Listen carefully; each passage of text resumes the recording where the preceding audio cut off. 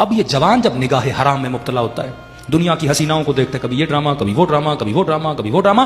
अब मासूम फरमाते हैं हसरत इंसान के वजूद को बेचैन बनाती है, सुकून तबाह बर्बाद, निगाह हराम बेसुकून करती है। अब जैसे इसकी शादी होगी, अपनी बीवी को देखेगा, इसके जहन में पहले से लाखों चेहरे मौजूद हैं, जहन नापाक है, जहन नजस है, हजारों नामहरम इसके जहन में बैठे हुए हैं।